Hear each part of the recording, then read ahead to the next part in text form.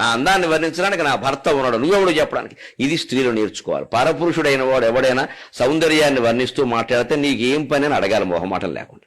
అంతేగాని మీరు కాబట్టి అన్నారండి, మా ఆయన ఎప్పుడు అనలేదు ఎలాగంటే అయిపోయినట్టే. ఇంకా సర్వమంగళ నామాసీత వాడు పొగిడితే నీకు ఆనందంగా ఉందా? పైగా మా ఆయన ఎప్పుడు అనలేదని వాడి దగ్గర కామెంట్ లోకవైపోలా నువ్వు నీ మొగుడు వాడి దగ్గర. ఇక వాడు మన్నాడు వచ్చి మళ్ళీ మొదలెడతాడు. గౌతముడు భార్య అహల్యని ఇంద్రుడు ఇలాగే జరగొట్టాడు. లేనప్పుడు అలా రావడం ఒక క్యాసెట్ వేయడం. ఓ రోజు పడలేదు, 2 రోజులు పడలేదు, 4 రోజులు వస్తే ఏమవుతారండి? అదో వీక్ పాయింట్ ఏదో ఒకటి లాగుతుంది, పడతారు. ఈ మాటలన్నీ మా ఆయన అలా. వీడు కూడా వాళ్ళ ఆవిడ దగ్గర అనడం. మీరు ఎంక్వైరీ చేయరా ఈ విషయం? ఆడవాళ్ళు మోసపోయేది అక్కడే. వీడు కూడా వాడి భార్య దగ్గర ఈ మాటలు పరుడు భార్య కాబట్టి అంటున్నాడు. వాళ్ళ ఆవిడని అడిగితే ఏమిటో ఈ మాటలు నా దగ్గర ఎప్పుడు అనలేదండి అంటుంది ఆవిడ. అయిందా? అది తెలియక మనం మాయలు పడతాం. అని పాంచాలిలా ఉండాలి పరపురుషుడు మాట్లాడితే. నువ్వెవడురా నా సౌందర్యం వర్ణించడానికి? అచ్చుపోసినట్టుంది అంటును.